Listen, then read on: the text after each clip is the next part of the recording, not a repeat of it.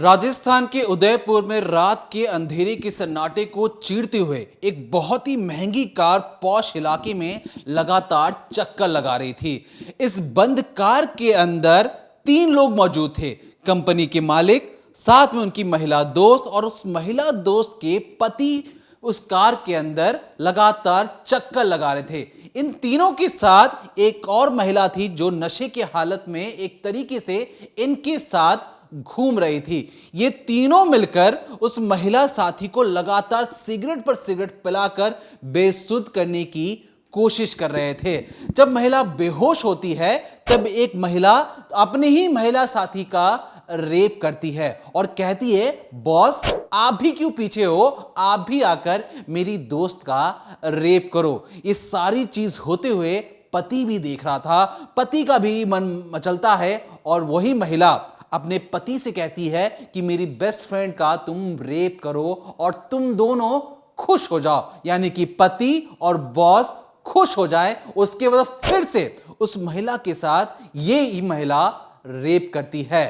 अब ये जो सारी चीजें किस कदर ट्विस्ट एंड टर्न है, बात करेंगे इस डिकोडिंग क्राइम में, लेकिन उससे पहले बताते हैं कि उदयपुर से लगभग 10 घंटे की दूरी पर ग्वालियर में एक थाना है। उस थाने में एक महिला अपनी 3 साल की बच्ची को लेकर जाती है और कहती है कि सर मेरी बच्ची के साथ, 3 साल की बच्ची के साथ गैंगरेप जैसी घिनौनी वारदात को अंजाम दिया गया है। मैं आरोपियों को जानती हूं, आप उनकी धरपकड़ कीजिए। अब ग्वालियर पुलिस एक्टिव होती है, लेकिन ग्वालियर पुलिस एक्टिव होती है, जांच पड़ताल करती है, तभी उसी में से जो एक आरोपी है जिसकी तस्वीर आप अपनी स्क्रीन पर देख रहे हैं, इसकी एक रहस्यमय तरीके से मौत हो जाती है। जब पुलिस जांच पड़ताल करती है तो पता लगता है कि वही महिला जो बच्ची को लेकर आई थी थाने में, उसने इस शख्स से, इस लड़के से जो 26 साल का है, उससे डिमांड किया था 60 लाख रुपए, जिसमें से इस लड़के ने 30 लाख रुपए दे भी दिए थे। और पैसे इसलिए मांगे गए थे क्योंकि मां ने कहा कि अगर पैसे दे दोगे तो मैं भूल जाऊंगी कि तुमने मेरी बच्ची का रेप किया है, और पैसे जैसे जैसे देते जाओगे मैं भूलती जाऊंगी, मेरी यादाश्त कमजोर होती जाएगी। पैसों के लिए एक झूठा केस कैसे किया गया, क्या इस केस में कुछ खामियां थी, जो बात करेंगे इस डिकोडिंग क्राइम के जरिए और बताएंगे पर्दे के पीछे की ऐसी रोंगटे खड़े करने वाली कहानी, जहां पे कॉर्पोरेट लाइफ जो दिन की चकाचौंध में आपको लगती होगी सूट बूट में रहते हैं, सूरज ढलते ही एक ऐसे हैवान और शैतान बन जाते हैं, जहां पर एक महिला दूसरी महिला का रेप कर देती है, एक मां पैसों के लिए जलील कर देती है उस आरोपी को जिस पर सिर्फ आरोप लगाया गया था, आरोप सिद्ध नहीं हुए थे। उससे पहले वो जान देकर पूरी दुनिया को बहुत कुछ बताना चाहता है। क्या है अंदर की कहानी और पर्दे के पीछे की ऐसी रहस्यमय कहानी, जिसे पर्दा उठाएंगे इस डिकोडिंग क्राइम के जरिए। तो 2 वारदातें, 2 रेप केस और दोनों की कहानी बेहद पेचीदा है और बेहद उलझती हुई है, क्योंकि जब पुलिस का स्टेटमेंट सामने आता है दोनों ही केस में, जब पुलिस की कार्रवाई पर नज़र जाती है, तब पता लगता है कि हो सकता है केस में झूठ भी बोला गया हो। सबसे पहले उदयपुर की बात करते हैं। उदयपुर का जो केस है बेहद हाईलाइट है और हर कहीं ये पता लग रहा है कि आईटी फर्म में काम करने वाले जो एग्जीक्यूटिव होते हैं, जो हेड होते हैं, यहाँ तक कि जो सीईओ हैं, वो अपनी ही एम्प्लॉय, अपनी ही साथी का किस तरह से रेप करते हैं, और ना सिर्फ रेप करते हैं बल्कि सड़क पर चलती गाड़ी में 3 घंटे तक उसे जलील किया जाता है, उसकी आबरू को लूटा जाता है। दरअसल होता ऐसे है कि जो सीईओ जितेश सिसोदिया हैं, ये GKMIT करके इनका एक फर्म है गुरुग्राम बेस्ड और आईटी कंपनी है ये। तो इनकी कंपनी में कई सारे एम्प्लॉय काम करते हैं और हाल ही में इन्होंने अपने एक बर्थडे की पार्टी रखी थी और उसी पार्टी के लिए उन्होंने तमाम तरीके के अपने एम्प्लॉयज़ को इनवाइट किया था। अब होता यह है कि 20 दिसंबर की बात है, करीब 9 बजे के आसपास जो लड़की है जिसने ये आरोप लगाया है, वो अपने होटल से निकलती है, पार्टी में पहुंचती है, वहाँ पर पार्टी होती है और जिस तरह से आपको पता है बड़ी फर्म्स की जो पार्टीज़ क्या होती हैं, किस तरह से होती हैं, उसमें दारू शराब हर एक चीज़ चलती है। तो ऐसे में उस पार्टी में भी ये जितने भी लोग गए थे सब वहाँ एंजॉय करते हैं। अब होता ये है कि 1:30 बजे के आसपास पार्टी ख़त्म होती है, लोग जाने लगते हैं और उस वक्त जो लड़की है, जो पीड़िता है, जो आरोप लगा रही है, उसकी हालत भी नशे में हो जाती है, वो भी एक तरीके से थोड़ी बेसुध होने लगती है, लेकिन वो भी अपने घर के लिए निकलती है। अब यहाँ पर होता क्या है, दरअसल जो जितेश सिसोदिया हैं, उनके जो एक्स एग्जीक्यूटिव हेड थी उस कंपनी की, शिल्पा शिरोही, आफ्टर पार्टी का बहाना करके वो उस फीमेल को, वो उस पीड़िता को रोकती है और कहती है कि अरे तुम अभी कहाँ जाओगी, हम तुम्हें घर ड्रॉप कर देंगे, हमारे साथ चलो, आफ्टर पार्टी करेंगे, उसके बाद हम तुम्हें घर ड्रॉप कर देंगे। अब क्योंकि जो एम्प्लॉय थी वो सुनती है कि उसके बड़े बॉसेस और ये सब चीज़ें कह रहे हैं, तो वो मान भी जाती है। अब गाड़ी निकाली जाती है, उस गाड़ी में कौन कौन बैठता है, जो सीईओ हैं, जो बॉस हैं जितेश सिसोदिया, उनकी एग्जीक्यूटिव हेड जो है शिल्पा शिरोही, एक और जो एग्जीक्यूटिव हेड हैं उन यानी कि शिल्पा के जो हस्बैंड है गौरव, वो उस गाड़ी में बैठते हैं और साथ ही जो पीड़िता है वो भी उस गाड़ी में बैठ जाती है।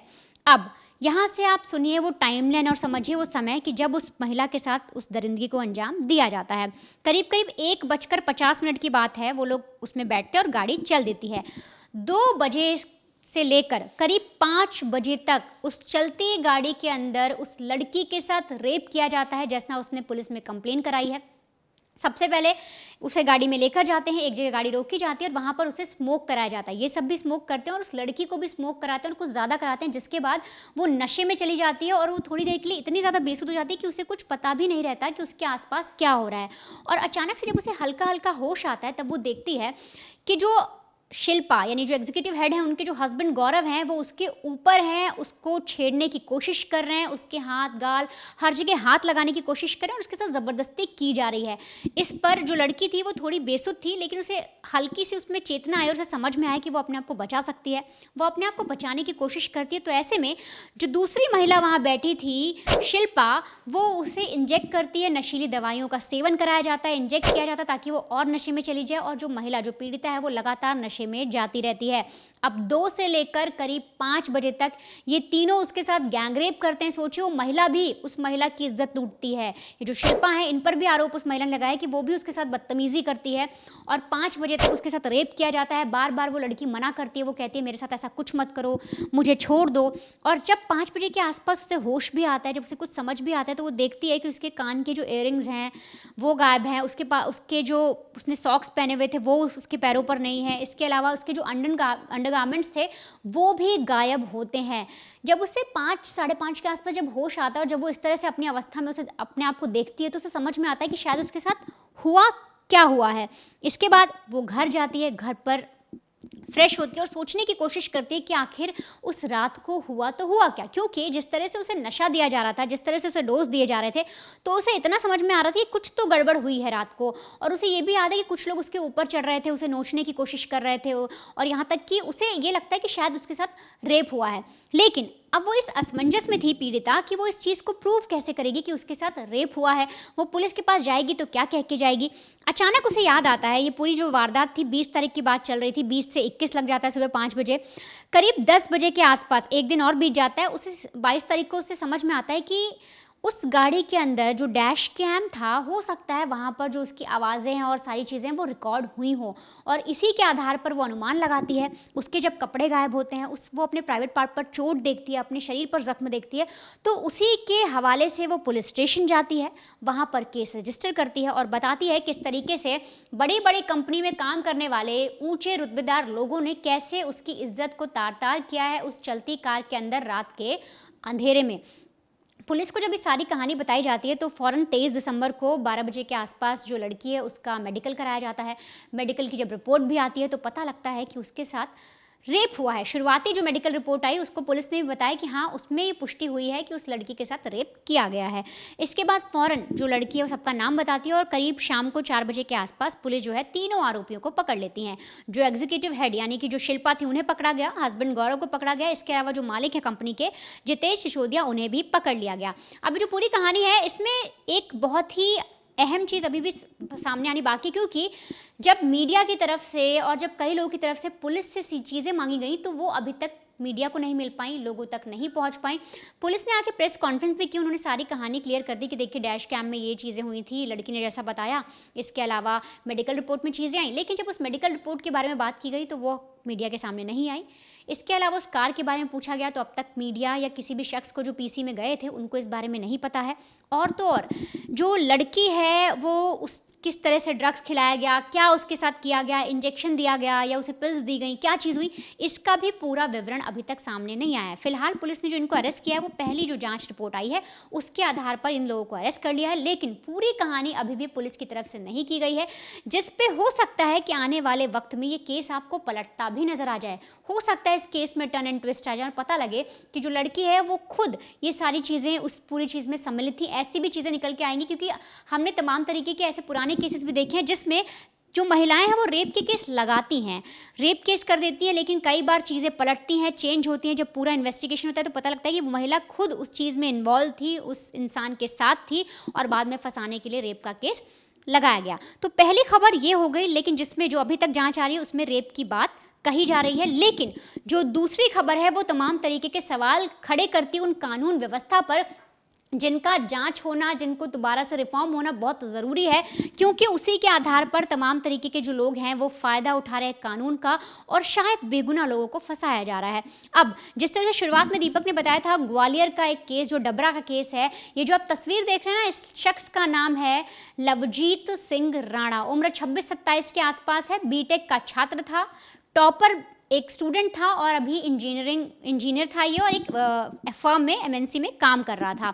दोनों ही वारदातें आप देखेंगे बड़े बड़े फर्म से ही सामने आई हैं। अब होता ये है कि ये जो लड़का है इसने 10th में टॉप किया, 12th में टॉप किया, यहाँ तक कि जब ये इंजीनियरिंग कर रहा था उसमें भी इसने टॉप किया, अच्छा खासा इसका नाम था, इसके पेरेंट्स भी बहुत खुश थे और इसकी जॉब लग जाती है। लेकिन इसी अप्रैल में दरअसल ये अपने गाँव जाता है डबरा, और वहाँ पर जाने के बाद अपने एक दोस्त जिसका कथित तौर पे नाम अमर बताया जा रहा है, फिलहाल जो रिपोर्ट्स आ रही हैं, तो उससे मिलने के लिए जब वहाँ अपने घर गांव जाता है और वहाँ से अपने दोस्त से मिलने के लिए निकलता है, तो वहीं पड़ोस में कहा जा रहा है कि एक नेबर इनके रहते थे जिनकी एक छोटी सी बेटी थी करीब 2.5-3 साल की।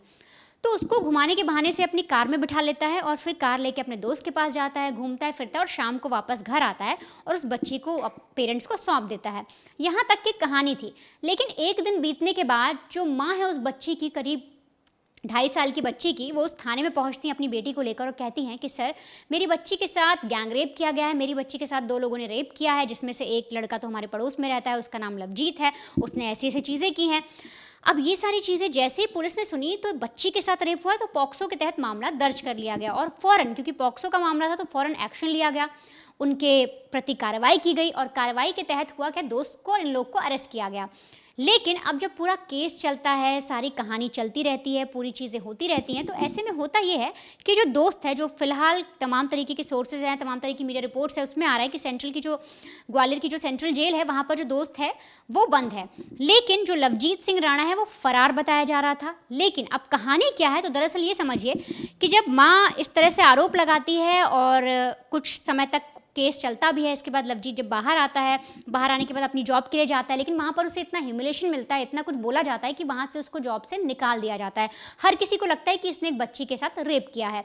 अब जब इसे नौकरी से निकाला जाता है, नौकरी से निकाले जाने के बाद ये वापस अपने घर आता है।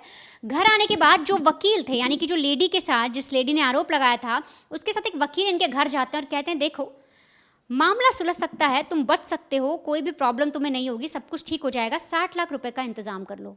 अब पहली बार में जब सामने से बोला गया और लड़के को लगता है कि 60 लाख मांग रहे हैं लोग, हम कैसे इंतज़ाम करेंगे, अब तो मेरी जॉब भी नहीं है, कुछ भी नहीं है, लेकिन फिर भी पेरेंट्स को लगता है कि बच्चे को बचाना है और अगर उस बच्चे ने कुछ नहीं किया और उसको फंसाया जा रहा है तो हमें इस औरत का ब्लैकमेल करी तो इसका मुंह बंद करना पड़ेगा।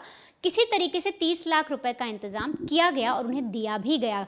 अब 30 लाख देने के बाद होता ये है कि जो औरत है वो उस पर नहीं मानती, वो कहती है कि हमने 60 की बात की थी, आप 30 लाख और दीजिए, अगर नहीं करेंगे तो आपका बेटा जेल में जाएगा, मेरी बच्ची के साथ उसने ऐसा ऐसा किया है, मैं कोर्ट में बोलूँगी और लंबा फंस जाएगा। अब इस तरह से तमाम तरीके के प्रेशर बनाए जा रहे थे, बहुत ज़्यादा उसको डोमिनेट किया जा रहा था। एक तरह से यूँ समझिए वो लड़का जो है डिप्रेशन में भी जा रहा था और इसी सिलसिले में वो एक रोज़ फ्राइडे की बात है, वो अपने चाचा के घर जाता है, वहाँ पर जो बच्चे रहते थे उनसे कहता है कि मुझे सोना है, तुम लोग जाओ। कमरे में एंटर करता है, फ्राइडे को कमरा लॉक करता है और उसके बाद सैटरडे को उसका दरवाज़ा नहीं खुलता। अब जो परिवार को लगता है कि बेटा दरवाज़ा नहीं खोल रहा, चाचा चाची थे वो दरवाजे के पास जाते हैं, नॉक करने की कोशिश करते हैं और करीब 1-1.5 घंटे बाद दरवाजे को तोड़ दिया जाता है, क्योंकि हर किसी को डर लगता है कि शायद कोई अनहोनी हो गई। और दरवाज़ा तोड़ने के बाद अंदर का मंजर ऐसा दिखता है कि बिस्तर पर जो लवजीत सिंह राणा है, जो लड़का है, उसकी लाश पड़ी हुई है और पहली नज़र में लगता है कि शायद जहर की वजह से ऐसा हुआ है। फ़ौरन वहाँ से उसको अस्पताल ले जाया जाता है, डॉक्टर्स चेकअप करते हैं, पोस्टमार्टम कराया जाता है, तो पता लगता है कि जहर की वजह से उसकी मौत हो गई है और उसने खुद मौत को गले लगा लिया है। अब यहाँ तक कि जब कहानी समझ में आती है तो तमाम तरीके से रिपोर्ट आती हैं, जो परिवार है वो सामने आता है, बार-बार बोलता है कि हमारा बेटा बेगुनाह था। उसकी आप यूँ समझिए उसकी इज़्ज़त ख़राब कर दी गई सोसाइटी में, उसका जो एक रुतबा था क्योंकि वो टॉपर था, पढ़ाई में अच्छा था, वो पूरे उसने औरत ने बर्बाद कर दिया। और तो और नौकरी से निकालने के बाद उसके पास पैसे नहीं थे, वो परेशान था कि उसके पिता इतना व्यवस्था कैसे करेंगे, इसलिए उसने अपनी जान दे दी। अपने ही परिवार को बचाने के लिए उस लड़के ने जान दे दी। बार-बार परिवार जो है, जो चाचा हैं, उन्होंने ये कहा कि गलत आरोप लगाए गए हमारे बच्चे पे, हमारा बच्चा निर्दोष है, सिर्फ उस औरत ने बोल दिया और इसी एवज में पुलिस उसे अरेस्ट कर ले गई। पुलिस ने उस पर कार्रवाई कर दी और पुलिस उसके पीछे हाथ धोकर पड़ गई। यहाँ तक कि चाचा ये भी कह रहे हैं कि अगर वो औरत इतनी ही सच्ची थी या इतनी ही सारी चीज़ें थी तो वो मामला सुलझाने की बात क्यों कर रही थी, वो क्यों 60 लाख रुपए की डिमांड कर रही थी। ये तो एक तरीके से ब्लैकमेलिंग हो गई। आप एक बार सुनिए कि परिवार वाले क्या कह रहे हैं, चाचा ने क्या कहा, उसके बाद आप समझेंगे कि आखिर किस तरह से पॉक्सो एक्ट जो होता है वो लोगों के लिए डिजास्टर बनता जा रहा है। एक डार्क साइड भी है उसका, और क्यों ऐसा लगता है हर बार कि शायद ये जो रेप केस आते हैं उन पर आंख बंद करके विश्वास करना ज़रूरी नहीं है। हर बार ऐसा नहीं होता कि एक लड़की ने अगर आरोप लगा दिया कि इसने मेरा रेप किया है तो वो सही हो।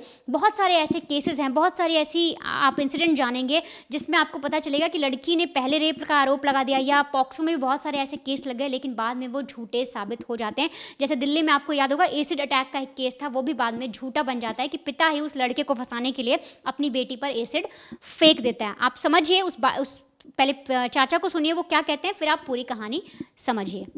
मेरे परिवार में मेरा भतीजा है, हो गई वो कर ली उसने या हुई पता नहीं, हमें जानकारी नहीं उसकी। लेकिन एक्चुअल में उसमें एक झूठा अपराध प्रकरण पंजीबद्ध कराया गया था डबरा में।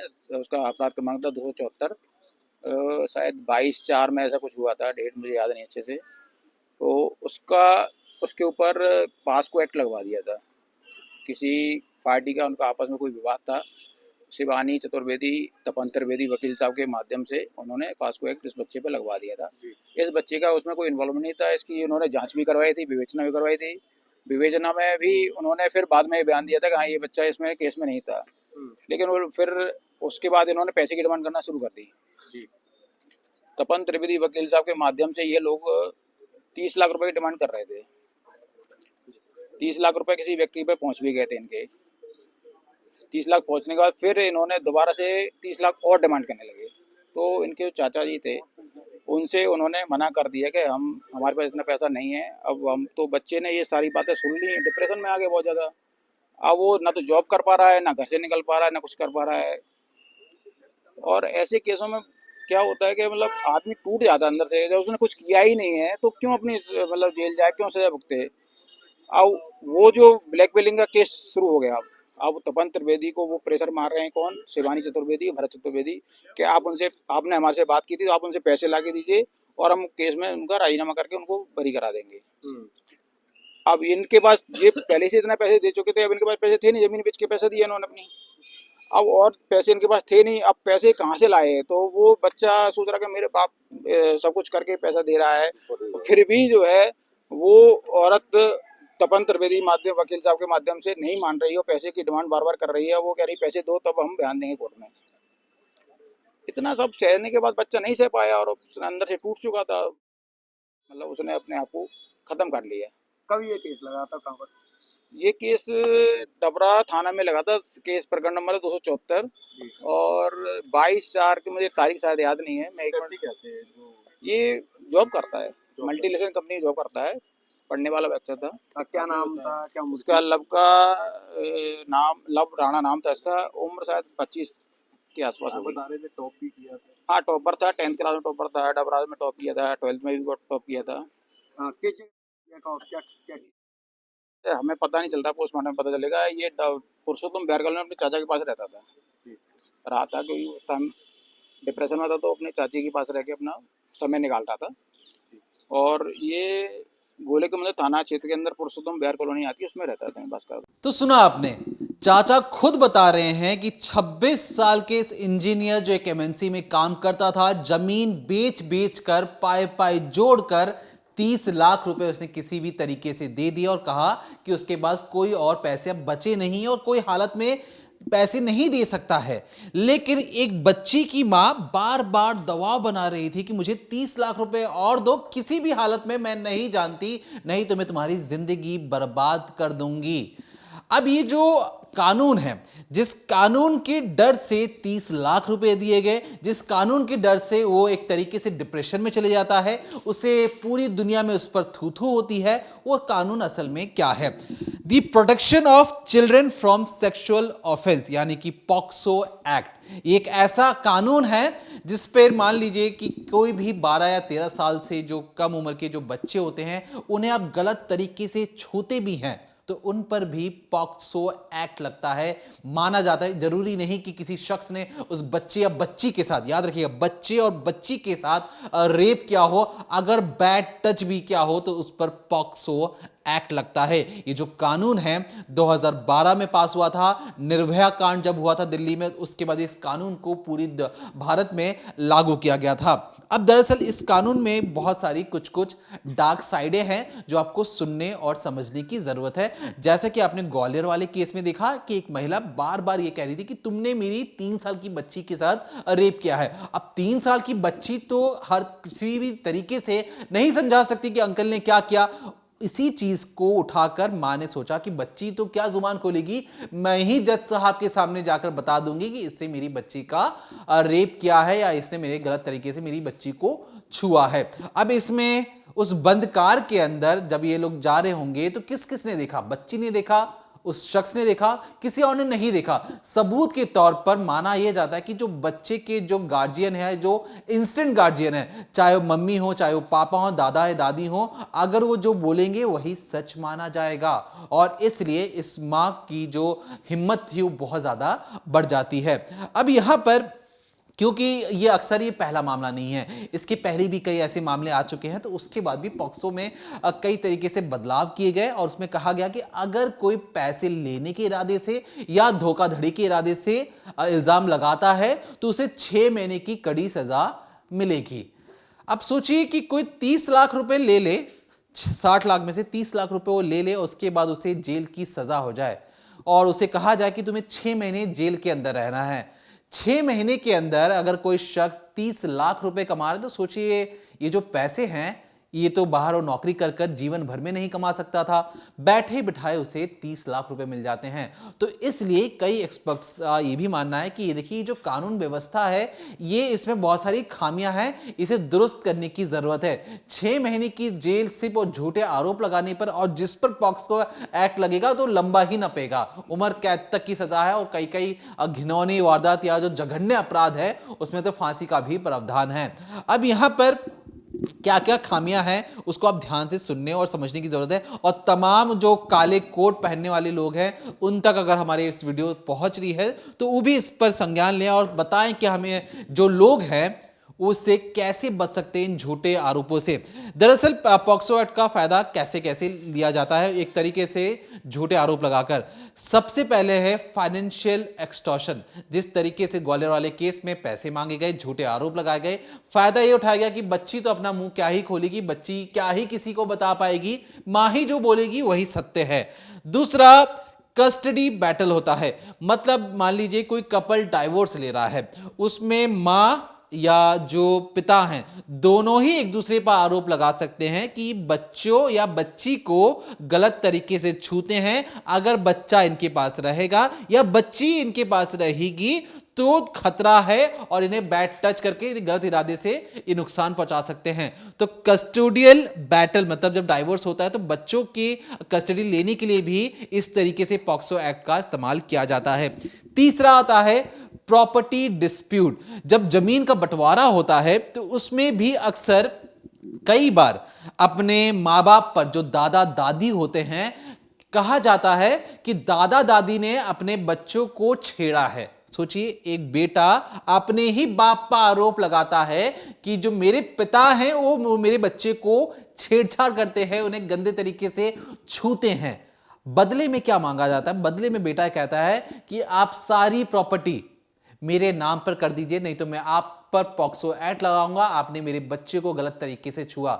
वो दादा दादी जो अपने बच्चों से प्यार करते हैं, उन पर ही अगर ऐसे आरोप लग जाए अपने ही बेटे द्वारा, तो ये कलयुग से कम नहीं होगा। और ये ऐसा हो रहा है भारत में प्रॉपर्टी डिस्प्यूट के लिए, पर्सनल वेंडेंस के लिए, मतलब अपनी खुद की बदले लेने के लिए। मान लीजिए मुझे किसी से बदला लेना है, किसी को बदला लेना है, या कोई भी बदले लेने की भावना से भी आस पड़ोस के लोगों से भी उस पर झूठा आरोप लगाकर उस पर पॉक्सो एक्ट लगा सकता है। छोटे बच्चे को गलत तरीके से छू रहा है, हमारे पास सबूत है, वो पुलिस थाने में जाकर सिर्फ ये कह दे तो उस शख्स पर पॉक्सो एक्ट लग जाता है। और ये तरीका ऐसा है, इसे कई बार लोग इस्तेमाल करते हैं अपने आस पड़ोस के लोगों को फंसाने के लिए। अब यहां पर जो सबसे खास तौर पर पॉलिटिकल मोटिवेशन के लिए, अब ये तो किसी से छुपा नहीं है कि राजनीति में किसी को अगर बदनाम करना है तो उस पर आरोप लगा दो कि वो छोटी बच्चियों को छेड़ता है, उन्हें लेकर इधर उधर घूमता है, और ये तरीके से किसी का नाम खराब करने के लिए भी पॉक्सो एक्ट का इस्तेमाल हो रहा है। अब इन सारी चीजों से होता क्या है, सबसे पहले तो अगर आपने बता दिया कि इसने बच्चों को छेड़ा है या बच्ची को छेड़ा है, तो तुरंत के तुरंत उसे उसी वक्त गिरफ्तार कर लिया जाता है। ना ही किसी से पूछा जाएगा, ना ही इसमें कोई देरी की जाएगी, तुरंत उसे गिरफ्तार कर दिखाया जाता है कि हमने इन्वेस्टिगेशन पूरी कर ली है। दूसरा, कैरियर डिस्ट्रक्शन हो जाता है। मान लीजिए जिस तरीके से आरोप लग गया, आरोप लगाना कि तुमने ये काम किया है, उस आरोप को सिद्ध करना, दो अलग चीजें होती हैं। आरोप तो लग गया कि इसने बच्ची को छेड़ा, मान लीजिए 2 या 3 महीने बाद सबूत नहीं मिले, सबूतों के अभाव पर छोड़ दिया जाता है। वो सोचते कि मैं दोबारा जाकर अपनी कॉर्पोरेट जिंदगी में, जहां पर नौकरी कर रहा था, मेरी जो किराने की दुकान थी, या मैं जो भी कोई काम कर रहा था, वहां पर जाकर फिर से अपना बिजनेस शुरू करूं, अपनी नौकरी शुरू करूं। तो सोचिए जो आस पड़ोस में रहने वाले जो लोग होंगे वो किस नजर से उसे देख रहे होंगे। एक बार दिमाग में स्टिग्मा बैठ जाता है। स्टिग्मा से कहने का मतलब कि किसी के खिलाफ आपके विचार बैठ जाता है कि तो रेपिस्ट है, ये तो बच्चों को गलत तरीके से छूता है, ये बच्चों के साथ गलत हरकत करता है। क्या कोई भी शख्स आसपास उसकी महिला जाएगी, कोई भी शख्स उसे अपने घर पर खाने पीने के लिए बुलाएगा? हर किसी को डर होगा कि मेरी बीवी को छेड़ सकता है, ये मेरे बच्चों को छेड़ सकता है। तो एक तरीके से उसकी जिंदगी खराब हो जाती है। ये हो गया सोशल और कैरियर डिस्ट्रक्शन। कैरियर में उसकी एक तरीके से नौकरी से निकाल ही दिया जाता है। सोशल, घर के आसपास जितने भी लोग होंगे सब उसे एक अलग नजर से देखते हैं, भले ही मामला झूठा हो, लेकिन आरोप तो आरोप होते हैं। ये आरोप कोर्ट से बरी आपको कर दिया जाता है कि आप इस आरोप से बरी हो गए। लेकिन समाज में जो आरोप आप पर एक बार किसी के दिमाग और आंखों में चढ़ जाए तो उसे आप कितने भी चश्मे उतार लीजिए, वो नहीं उतरता। सबसे चौथा, मेंटल हेल्थ क्राइसिस। कहने का मतलब जो दिमागी उत्पीड़न होता है, जिस तरीके से 26 साल की इंजीनियर जो था, एक तरीके से दिमागी रूप से इसे टॉर्चर किया जा रहा था लगातार इस महिला के द्वारा, और लगातार कहा जा रहा था कि 30 लाख रुपए दो। तो जब दिमागी तौर पर आपको टॉर्चर किया जाता है, एक तरीके से आपको लगता है कि दुनिया ही बर्बाद हो चुकी है, मैं पैसों से बर्बाद हो चुका हूं, नौकरी जा चुकी है, तब आपको लगता है कि मुझे क्या इस दुनिया में रहने का हक है या नहीं है। आपको फैसला लेना पड़ता है। और फाइनेंशियल जो दिक्कतें होती हैं, रेपुटेशन, जो आपकी समाज में जो भी इज्जत होती है, वो तार तार तो होती है। और ये सारी जो चीज़ें हैं, मैं आपको एक नेक्सस बताता हूँ। ये हाल ही का मामला है, हम दिसंबर 2025 में इसे रिकॉर्ड कर रहे हैं। नवंबर 2025 में जब गुड़गांव में एक वकील, इसमें वकील भी हैं, काले कोट पहनने वाले भी हैं, एडवोकेट गीतिका चावला, उनके पति और साथ में किसे अरेस्ट किया जाता है, बैलून बेचने वाले एक शख्स को गिरफ्तार किया जाता है। ये तीनों क्या करते थे? तीनों एक पूरा नेटवर्क चलाते थे, नेक्सस चलाते थे कि किस तरीके से उन्हें फंसाना है लोगों को पॉक्सो एक्ट में। क्योंकि पॉक्सो एक्ट एक तरीके से बहुत ही कड़ा कानून है, इसमें बहुत सारे ऐसे लूप होल्स हैं जो काले कोट वाले और जो तमाम लोग इसका गलत फायदा उठाकर एक तरीके से दूसरों को फंसाते हैं। और तीनों ही लोग, ये जो बैलून बेचने वाला है, सोचिए वो क्या करता होगा, वो अलग अलग लोगों के पास जाकर उन्हें कहता कि आपने मेरी बच्ची को छेड़ा है, मैं तो इस पर आपका कानूनन केस करूंगा। कानूनन केस के लिए एक फोन कॉल पे गीतिका चावला सामने खड़ी रहती थी। गीतिका चावला कहती थी कि आपने तो बच्ची को छेड़ा, आप पे तो आप लंबा फंसोगे, और कोर्ट में मामला घसीटा जाता था। और डर के मारे ये देखते थे कि वो शख्स अमीर है कि नहीं है, उनसे मोटा पैसा लेकर अपनी जीवन शैली लोग जी रहे थे। और सोचिए ये जो 3 लोग हैं, ये आप ही के समाज में आसपास रहने वाले लोग हैं, और उनकी हरकतें क्या थीं। तो ये कहीं ना कहीं एक सवाल जो खड़े करता है कि कड़े कानून तो बना देना, एक तरीके से संसद में आप कानून बना दीजिए, सुप्रीम कोर्ट कानून बना दे, लेकिन क्या उसका गलत इस्तेमाल रोका जा सकता है? एक ऐसी लूप होल की हम बात कर रहे हैं कि कड़ा कानून बोल देना कि ठीक है, देखिए मान लीजिए कोई बच्ची आके कहे कि अंकल मेरे साथ गलत हरकत करते हैं, गलत चीजें करते हैं, वैसे केसेस में तो आपके पास सबूत है। लेकिन मान लीजिए छोटी बच्ची जो बोल नहीं पा रही है, ये डाइसी मामला हो सकता है कि छोटी बच्ची तो बोल नहीं सकती, उनके साथ कोई बड़ा जो गलत हरकत करेगा वो कैसे बताएगा? ऐसे में कानून में प्रावधान बनाएगा कि गार्जियन बताए, लेकिन क्या वो सच में सच है या नहीं है?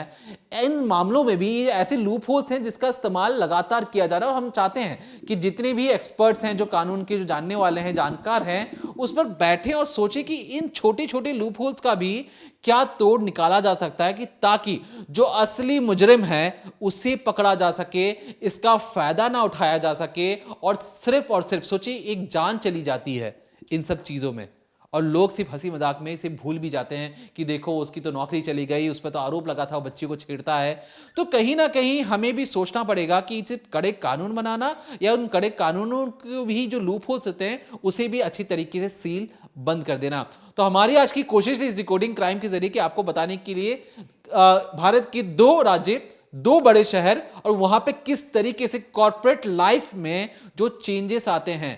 एक तरीके से आपको पता लगा कि एक लड़की ही दूसरी लड़की का रेप करवा देती है, एक मां अपनी बच्ची के रेप का आरोप लगाकर सामने वाले शख्स से पैसा वसूलना चाहती है। एक ऐसे रोंगटे खड़े करने वाले हमने आपको वारदात बताने की कोशिश की है। हमारी बस मकसद ये था कि आप भी जानें कि आपके समाज में आसपास कुछ ऐसी चीजें चल रही हैं जिसका आपको पता होना जरूरी है, क्योंकि जहां सावधानी हटी वहां दुर्घटना घटी। झूठ हमेशा के लिए नहीं छिपाया जा सकता, कभी ना कभी वो सच सामने आता ही है।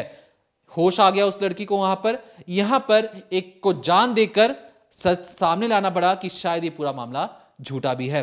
तो हमारी कोशिश थी कि आपको ऐसे केसेस से अवगत करवाएं, लेकिन तब तक देखते रहिए डिकोडिंग क्राइम। और तमाम दर्शकों से दरख्वास्त है कि अगर आपके पास भी कोई ऐसी क्राइम स्टोरीज है जो आप चाहते हैं कि हमारे साथ साझा करें, ऐसी क्राइम इन्वेस्टिगेटिव स्टोरीज जो हम आप तक लेकर आए, तो कमेंट सेक्शन में कमेंट करके जरूर बताइए। हम कोशिश करेंगे उन कमेंटों को पढ़कर आप तक वो खबर लेकर आए। लेकिन तब तक देखते रहिए decoding crime, only on crime तक।